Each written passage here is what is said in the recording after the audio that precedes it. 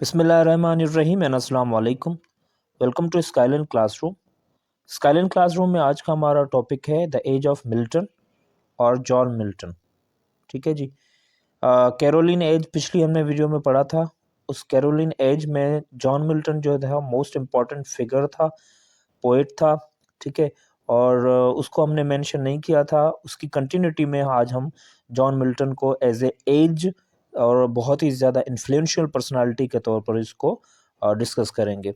अच्छा जी, John Milton क्या थे? Greatest product of the Puritanism. Puritanism की सबसे बेहतरीन प्रोडक्ट थे। ठीक है ना। यानी प्यूरिटनिज्म हम प्रोटेस्टेंटिज्म या प्यूरिटनिज्म बात एक ही है। हमने पिछली वीडियो में पढ़ा था, मैंने आपको समझाया था कि प्यूरिटनिज्म में कुछ ज़्यादा फ़र्क नहीं है। प्रोटेस्टेंट और प्यूरिटनिज्म में स्लाइटली थोड़ा सा फ़र्क है।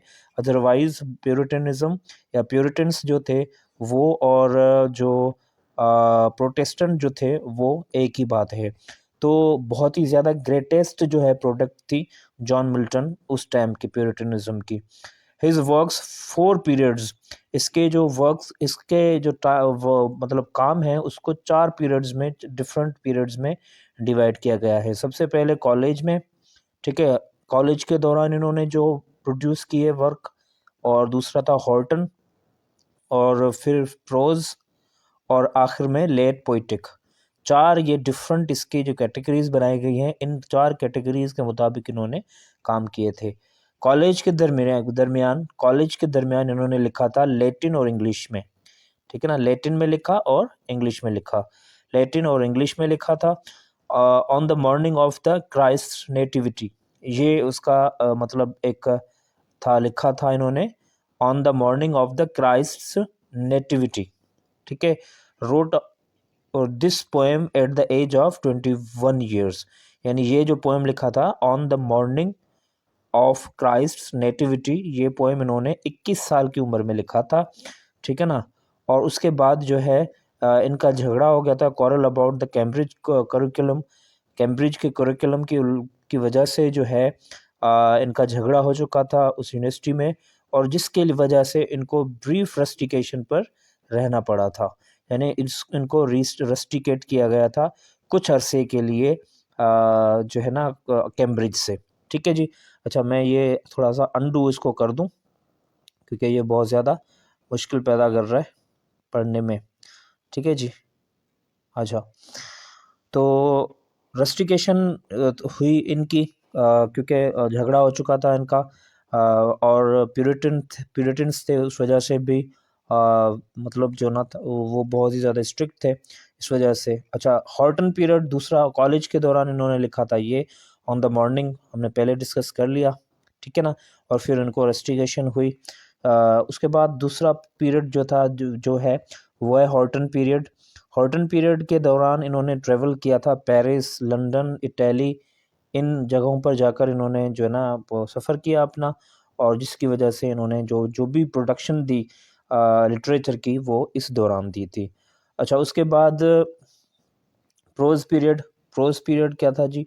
प्रोज पीरियड में इन्होंने वो एक्टिव सपोर्टर रहे प्यूरिटन काज के, क्योंकि मैं आपको पहले बता चुका हूँ वो बहुत ही स्ट्रिक्ट प्यूरिटनिज्म को फॉलो करते थे, स्ट्रिक्ट प्यूरिटन थे। तो उन्होंने सपोर्ट किया अपनी राइटिंग्स के थ्रू। उसके बाद चौथा जो पीरियड है लेट पोइटिक पीरियड, इसका वो ग्रेटेस्ट अचीवमेंट थी ड्यूरिंग ऑल द टाइम। ठीक है ना। यानी जो जो उन्होंने पोइट्री जो प्रोड्यूस की वो बहुत ही ज़्यादा जो ना अचीवेबल थी, या बहुत ही बड़ी अचीवमेंट थी। ठीक है जी। अच्छा, उसके बाद आगे चलते हैं। आफ्टर द रिस्टोरेशन के बाद इनको अरेस्ट किया गया था। आफ्टर रिस्टोरेशन इनको अरेस्ट किया गया क्योंकि ये इन्होंने सपोर्ट किया था प्यूरिटनिज्म को। ओलिवर क्रॉमवेल जो था उस दौरान था, और कोई मोनार्की नहीं थी, कोई मोनार्क नहीं था, कोई बादशाह नहीं था। वो लैंड प्रोटेक्टर के तौर पर आया था और डिक्टेटरशिप चला रहा था। तो और इसने उसको सपोर्ट किया, ओलिवर क्रॉमवेल को। तो इसकी वजह से जब दोबारा मोनार्की रिस्टोर हुई, ठीक है ना, रिस्टोरेशन के दौरान, तो इसको अरेस्ट किया गया था। ठीक है। और इसके जो बुक्स वगैरह थे उनको ब्रंट किया गया, यानी जलाया गया था। फिर दोबारा इनको रिलीज़ किया गया, पॉलिटिकल मतलब ऑब्सक्योरिटी में इसको छोड़ा गया, यानी पॉलिटिकली इसको बहुत ज़्यादा टारगेट किया गया था और इसको पीछे धकेल दिया गया, और डाइड पुअर मतलब गरीब हो गया था, क्योंकि इसके जो काम थे इसको काम नहीं मिलते थे, और इसी तरीके से इसके जो ज़राए आमदन थे वो भी ख़त्म हो चुके थे, क्योंकि मोनार्की आ चुकी थी। और लोनली एंड ब्लाइंड, ये ब्लाइंड भी हो चुके थे उस दौरान, और फिर इनकी डेथ हो चुकी थी। इन्होंने 3 शादियाँ की थी, ठीक है ना, और जो तीसरी शादी जो की मतलब पहली जो शादी की थी वो 34 साल की उम्र में की थी और 16 साल की लड़की से की थी। उसके बाद उन्होंने दूसरी शादी की, फिर तीसरी शादी की।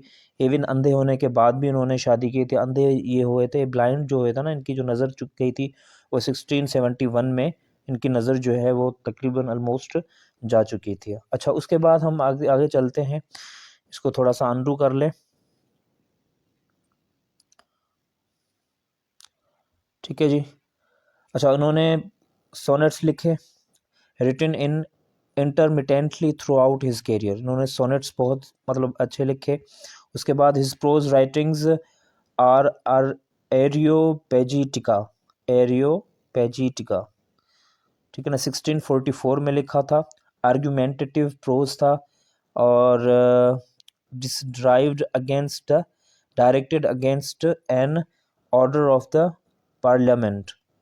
इन्होंने ये जो प्रोज राइटिंग लिखी इन्होंने एरियो पेजिटिका 1644 में, इसमें आर्गुमेंट्स दिए थे इन्होंने, और directed against the parliament, parliament के ख़िलाफ़ इन्होंने ये लिखा था, ठीक है।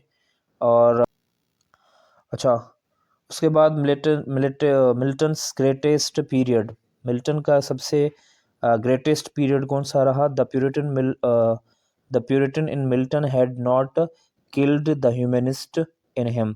अच्छा, प्यूरिटनिज्म की वजह से जो ह्यूमैनिटी थी, जो इंसानियत थी इनके अंदर, वो अभी भी मतलब ज़िंदा थी, ख़त्म नहीं हुई थी कि प्यूरिटन की वजह से वो ख़त्म हो जाए, मगर वो अभी भी थी ज़िंदा इनमें। This was the period of the Restoration where he faced many troubles. पर इनको जब रिस्टोरेशन के दौरान इनको बहुत ज़्यादा प्रॉब्लम्स दिए गए, क्रिएट किए गए इनके लिए, क्योंकि ये प्यूरिटन्स को सपोर्ट करने वाले थे। अच्छा, द कॉम्प्लेक्स नेचर के थे of his Christian humanist mentality. इन्होंने पैराडाइज लॉस्ट लिखा था, आप सबको पता है, पैराडाइज लॉस्ट लिखा, ठीक है, 1667 को।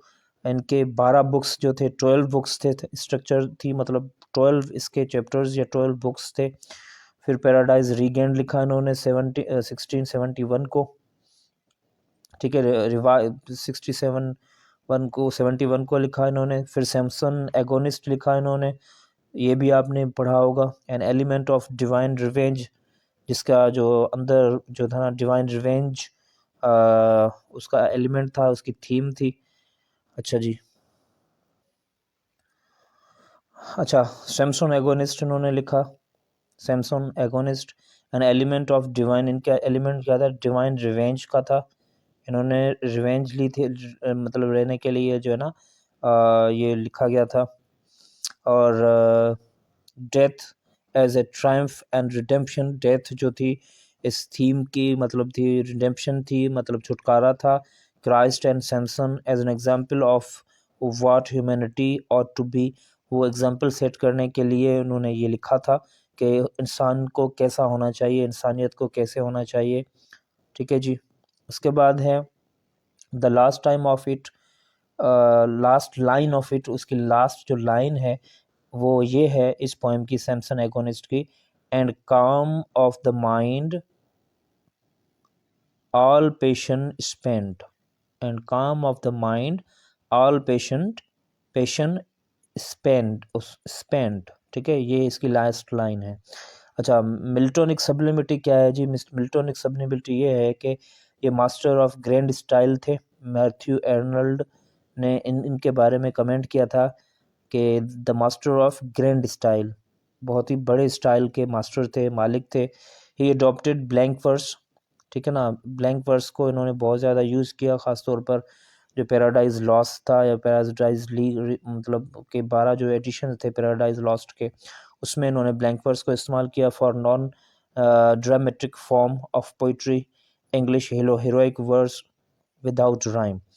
अच्छा, उसके बाद जॉन मिल्टन जो ना पार्ट ऑफ प्यूरिटनिज्म थे, पार्ट नहीं थे बल्कि बहुत ही ग्रेटेस्ट प्रोडक्शन थे प्यूरिटनिज्म के। इनको बहुत ज़्यादा लैंग्वेजेस आती थी, ही न्यू द सेवरल लैंग्वेजेस, ठीक है ना, ये पॉइंट जो है, ही न्यू सेवरल लैंग्वेजेस, ठीक है। सिविल सर्वेंट भी रहे थे इन ओलिवर क्रॉमवेल के रेन के दौरान। Started his career with the pamphlets उन्होंने शुरू शुरू में लिखे थे। He was given a nickname a lady of Christ College, इनको इस नाम से भी पुकारा जाता था, इसका नाम जो रखा गया था lady of the Christ college, उनके due to his long hair, उनके बड़े बाल थे ना, इस वजह से उनको ये नाम भी दिया गया था, the lady of Christ college, the lady of Christ college. अच्छा, उसके बाद Anglican priest, he wanted to be Anglican priest, वो चाहते थे कि वो एंग्लिकन प्रीस्ट बने। He wrote an Elegia Prima, इन्होंने एलिजिया प्राइमा लिखी ड्यूरिंग द रस्टिकेशन, जब रस्टिकेट इनको किया गया था कॉलेज से। He wrote Lycidas for Edward King. John Newton gave title on his blindness, ठीक है जी।